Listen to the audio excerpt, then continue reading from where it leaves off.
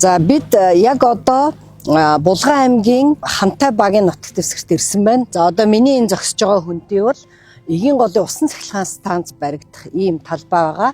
Одоо энэ хүндий бол тэр чигээрээ хиймэл нуур үснэ гэсэн. За энэ төсөл 1964 оноос эхэлж яригдсан. За өнөөдрийг хүртэл нэлээд одоо олон жил гацаж одоо бол биелэлээ олох юм шатандаа явж байна. За Оросын холбооны улстай хамтарсан ажлын хэсэг гараад яг бүх зүйл төлөвлөгөөнийхөө дагуу одоо хийгдэж байгаа. За тэгэхээр одоо энэ талбай дээр бүх судалгааны ажлууд одоо хийгднэ гэсэн. За би бас нэг зүйл дээр тайлбар хэлхийг хүсэж байна. Хүмүүс энэ манай улсын нутаг дэвсгэр хэрнээ яагаад заавал Оросын холбооны улстай ажлын хэсэг гараад байгаа юм бэ гэж их олон хүмүүс асуудаг. Яагаад тэгэхээр энэ Эгийн гол өөрөө сэлэн мөрөнд цутгадаг. За сэлэн мөрөн өөрөө байгаль нуурын цутгалын 50%-ийг эзэлдэг.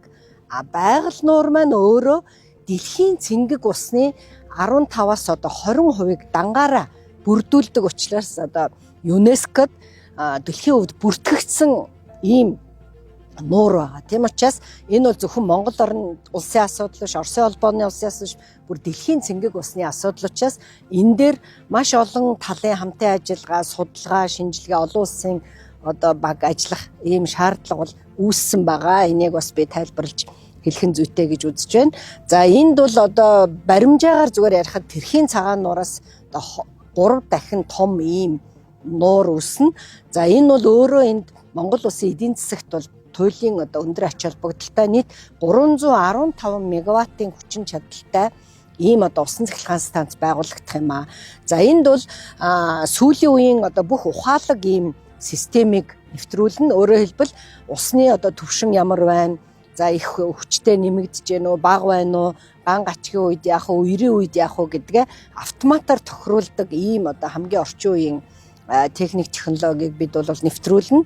За мөн одоо эндээс туслах даланг хийхээр бид одоо ТЭЗ зарласан байгаа. Тэгэхээр Булган аймагт бол хийгдэх за манай засгийн газрын хийгдэх 14 мега төслийн хамгийн чухал нэг төслийн нэг бол Эгийн голын усан цахилгаан станцын төсөл.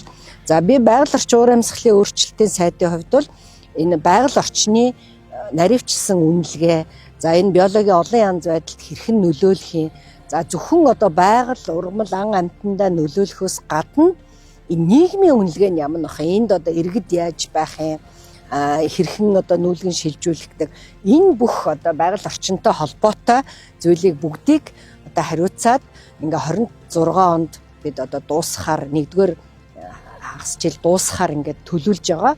За ингээд энэ үнэлгээ одоо нааштай зөв ямар ч маргаангүй гарсан тохиолдолд энэ бол өөрөө дэд бүтцийн төсөл болоод манай эрчим хүчний яам хариуцаад явах ийм одоо чухал төсөл юм байна. Тэгээ би өнөөдөр өөрөө яг газар дээр нь бас ирж үзэж бүх асуудалтай бол танилцж байна. Нутгийн иргэдтэй бас уулзлаа. Нутгийн иргэд бол энэ цахилгаан станцыг бол бид нар бүгдээрээ дэмжиж байна. Харин энд нуур үүссэний дараа бид энд аялал жуулчлалын одоо ийм тэр суурилсан ийм иргэд баймаар байна гэд одооноос төлгөөгөө танилцуулаад бид бас бүх талаар одоо дэмжиж ингээд цаашдаа хамтарч ажиллана.